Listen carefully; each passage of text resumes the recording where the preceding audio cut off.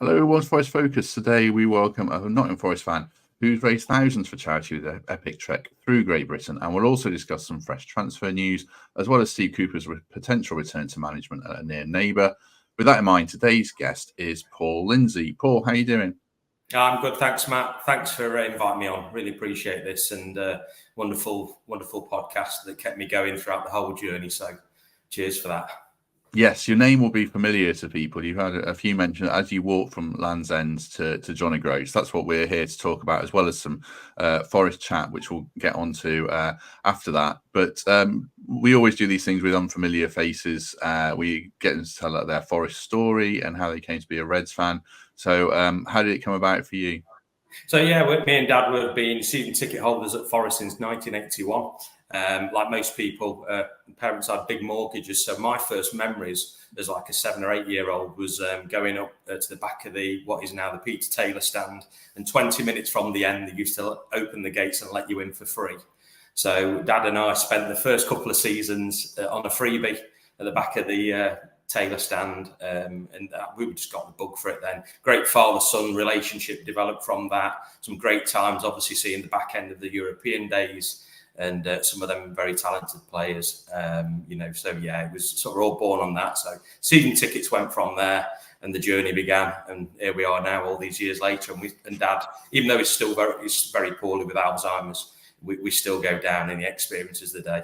And that's what it's all about. A match day into that experience, and being together as father and son. So it's fantastic.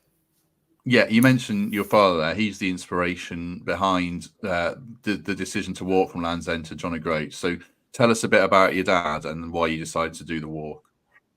Yeah, so my dad was a senior social worker for Nottinghamshire County Council, and he's helped a lot of people across the county in many different ways. He specialised in mental health services. But tragically, worked with the families in the gym at the Hillsborough disaster. We were there as Forest fans that day, and Dad drove us home. He went back and spent 48 hours in the gym with them families. And you'll see on my Hiking Ginger videos on YouTube, there's a special tribute to Liverpool and Forest as one of the days on the walk, as it's meant so much to my father. Some of the things, obviously, he told me from that day, obviously I wouldn't put out there, but very tragic and upsetting. I think it's the only time I've ever seen my dad cry. So yeah, this is a man who's a very caring guy. Lots of compassion, lots of time and effort into the Nottinghamshire area professionally. And as I say, he was there, my best mate, my best man. And so I couldn't think of a better tribute. He sadly he was diagnosed with Alzheimer's at the age of 70, which was 8 years ago. He didn't get a diagnosis for 4 years. And what I wanted to do, Matt, is speed up the diagnosis time by raising some serious funds. What they're trying to do at the Alzheimer Society, trying to get a blood test to diagnose Alzheimer's so people can start medications as opposed to the current head scan. And I think there's 96 scanners across the whole of the UK and Northern Ireland. So this is the big problem, is diagnosis time. So the Alzheimer's Society are doing a lot of research and ploughing funds in there. So this is why I'm currently just giving paid stands at £19,000. And I want to keep this going in the months ahead to really just raise as much money as possible.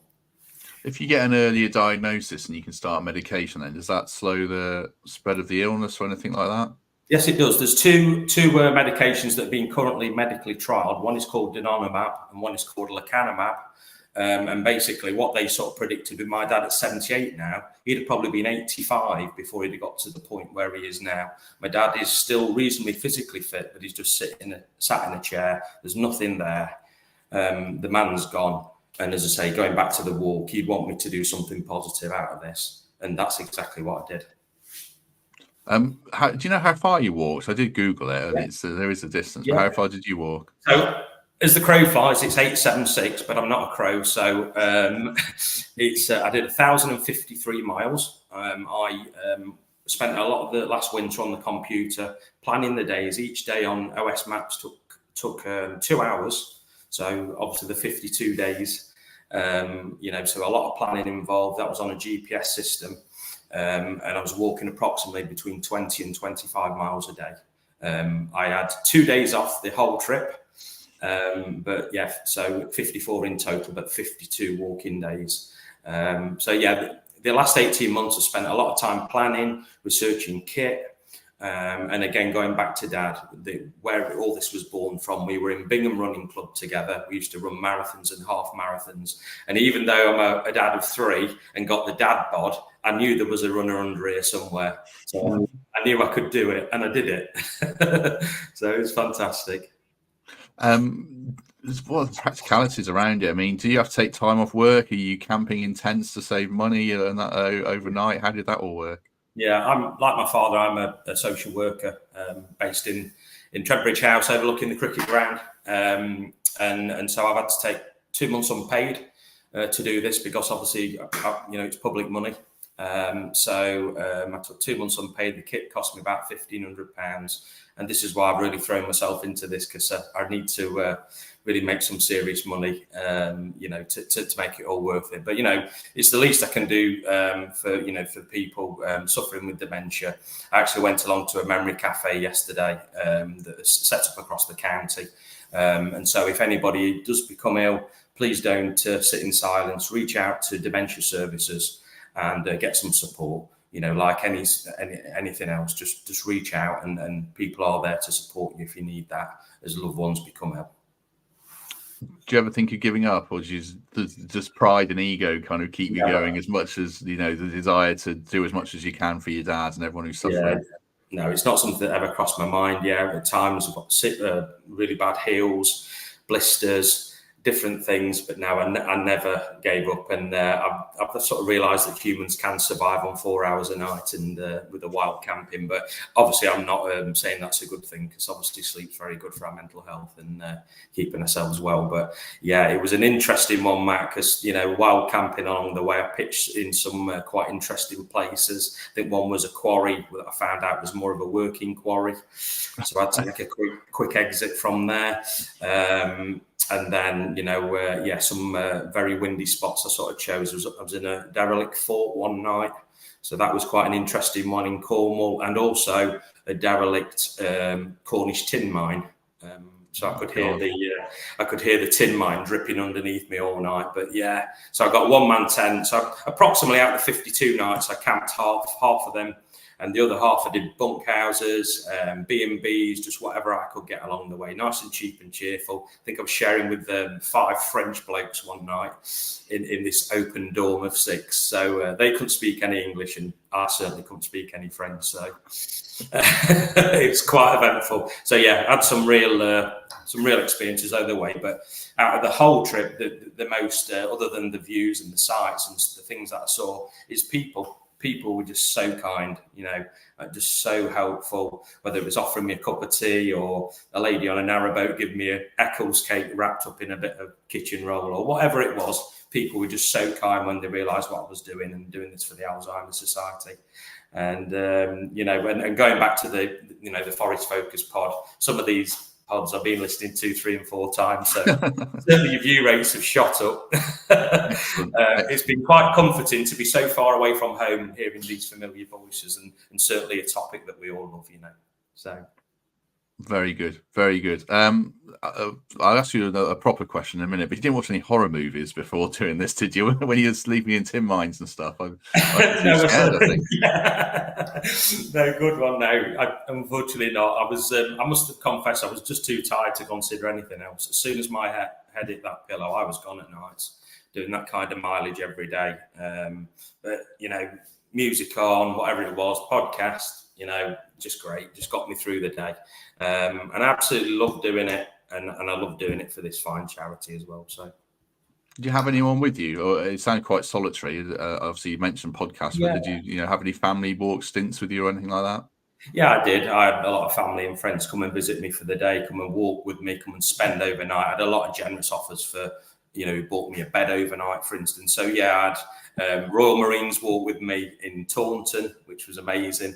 And then I've had scouts walk with me in North Yorkshire. I mean, it was extremely wet in North Yorkshire, if remember it, a month ago, but the, villages were getting washed away, really bad weather conditions. But yeah, it was fantastic to get family and friends, work colleagues, different people come and walk with me. And, you know, you do feel lonely, and that's, you know, I love people, and particularly the work I do.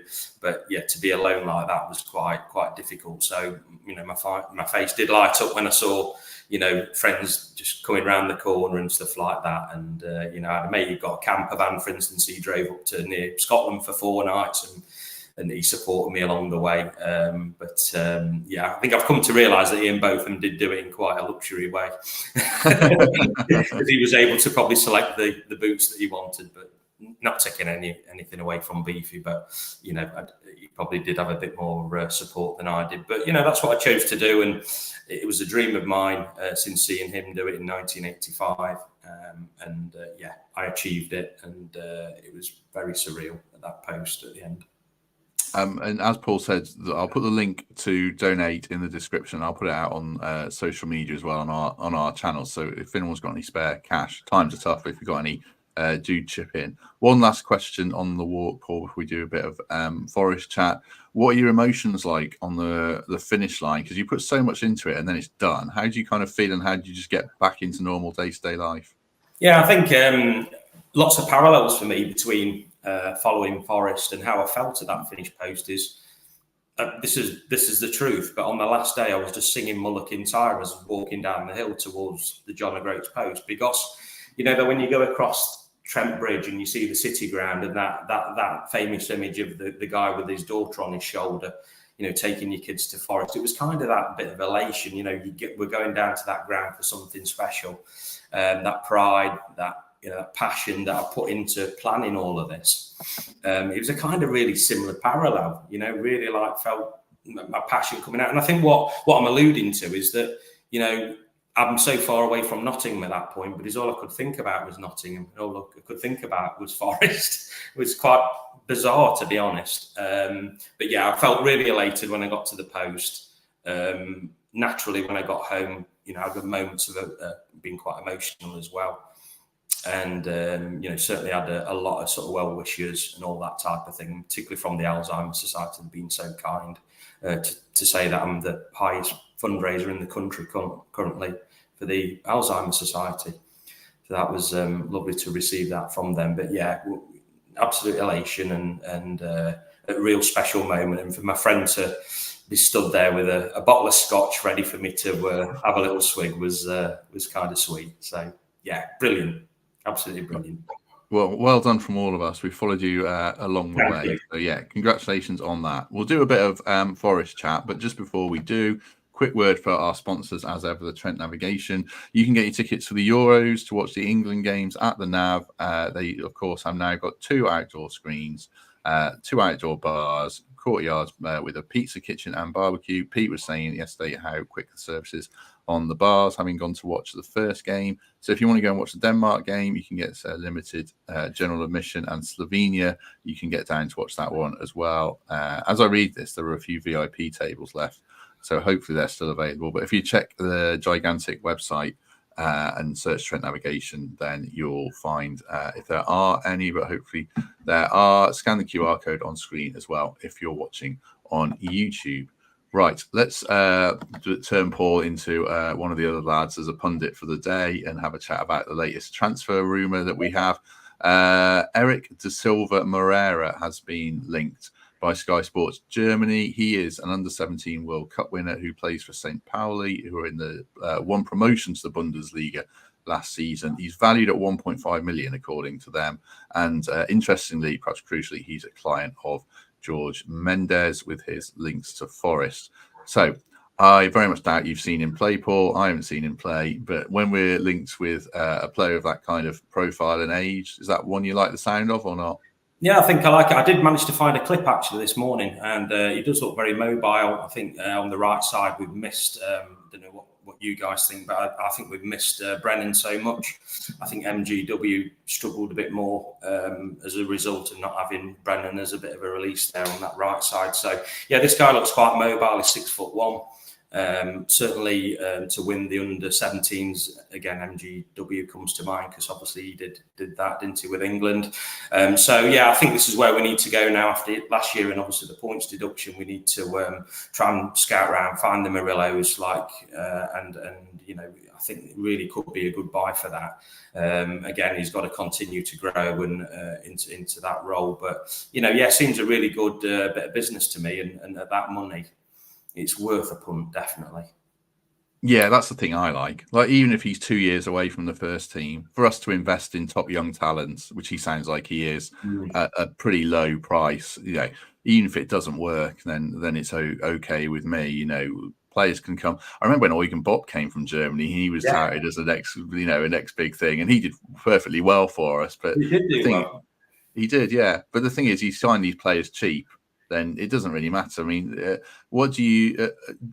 When we sign like an Origi and a Lingard and stuff like that, do you think, what a waste of money? Or do you think it can still work out for us, but investing in youth might be the better policy?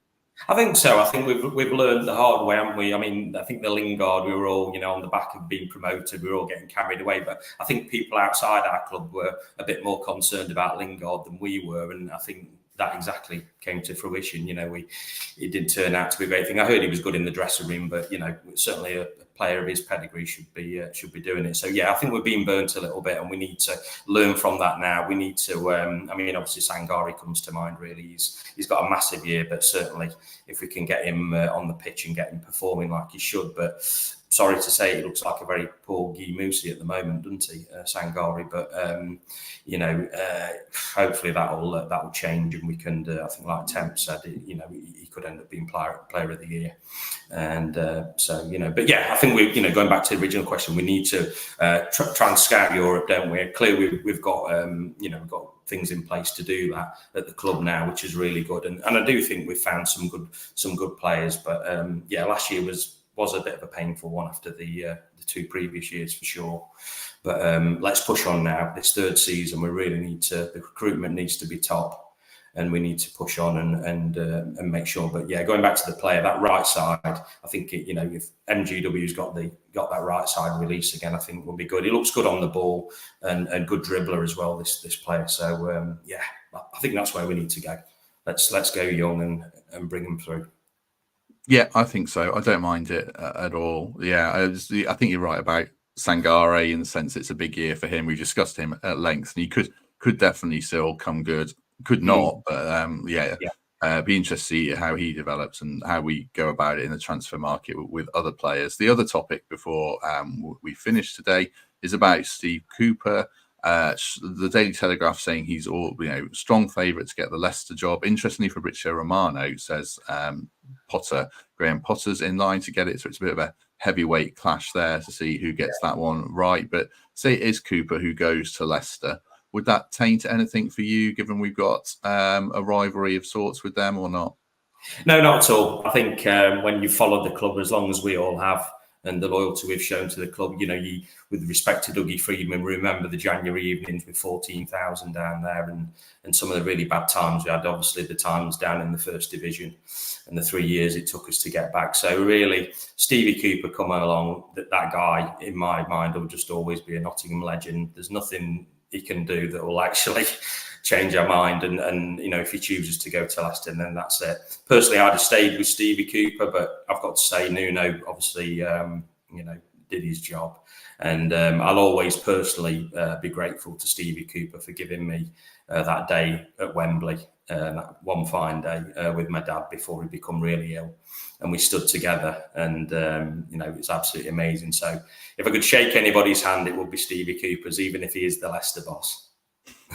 I suppose a few people have made that trip managerial wise. Martin O'Neill's probably the main one, and he's still regarded as a Forest legend. If anything, his stint as Forest manager did more to damage him than his stint as Leicester manager, but he still held in the high regard. So yeah, I think you're right about Steve Cooper. I know a lot of fans, it would certainly taint things. I mean, it's a bit strange. Do you think some fans really don't like Cooper? I think it's a very small minority, but do you think that's a bit strange? I do find that very strange, to be fair, because when you consider, you know, what he's done. I mean, I'm sure you do, Matt, but remember that September when we were in, you know, down in the bottom three, and, you know, thinking, wow, we're going back to the first division again, and then him to arrive and do what he did. I mean, that was one of the best seasons we've had. So really, I'm struggling to see how anybody can sort of dislike him. I get that he probably floundered a bit in the Premier League, and I think tactically at times. I mean, we all go back to the Luton, don't we? When we saw him go like this after we were 2-0 ahead, and obviously he was indicating he wanted to make a change. He made that change, and it shot him in the foot, didn't it? You know, it was 2-2, and, you know, so I do think at times he did, you know, he backed off, didn't he, from when we scored, for instance. And so, you know, I think sometimes tactically, maybe some of the fans are judging him on that. But overall, when you look what he did for us, it's absolutely incredible. He's put us back into the best league in the world. And, you know, we should always be grateful to him for what he's done. And from what I've heard as well, he's a fantastic guy as well. So that makes it even better. So, but no, what a legend. He'll always be welcome at the City Ground in my mind. Yeah, if he does go to Leicester, that's the challenge, isn't it? To prove, because I still think he's proven in the Premier League, because he kept us up that first season with all the signings and all the injuries. It was probably the right time when he went. I think he'd run his course at Forest, but there is a challenge to convince a few people that he can do it at Leicester. And if he goes there and they're on -8 points, he's going to be fighting fires. So it'll be an interesting challenge for him, especially to sell players. Yeah, absolutely. I couldn't agree more. He's got a tough job there, but, you know, again, they've got that core of pedigree from the Premier League before. They've got great facilities down there, haven't they? That we're trying to parallel and develop our youth system, you know, so an academy.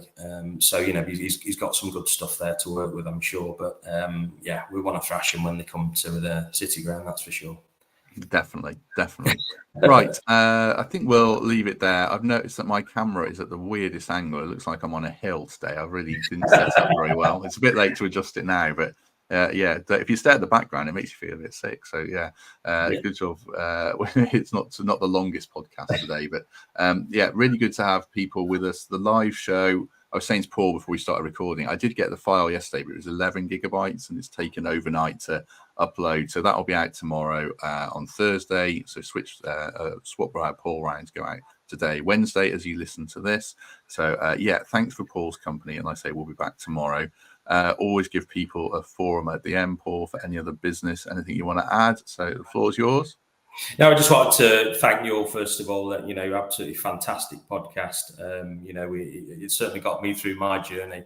You know, fantastic way that everybody's got different views and we can analyse it together. It really is special, and great that all as Forest fans can share opinions on different things as we, you know, for our passion.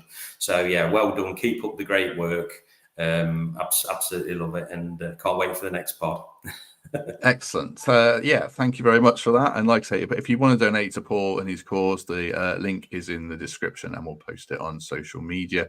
But in the meantime, do us a favor as well. I should always say this because I forget, but it does make a difference. If people haven't already, just stick a like on this video if you're watching on YouTube, and if you're listening on iTunes or Spotify, give us a 5-star review if you'd be kind enough. Right, have a good day, everyone.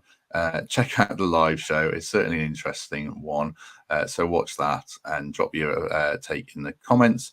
Otherwise, we shall be back probably on Monday after that, unless anything mad happens at the weekend, but it is Forest, so you never know. But in the meantime, have a good day and hopefully see you soon.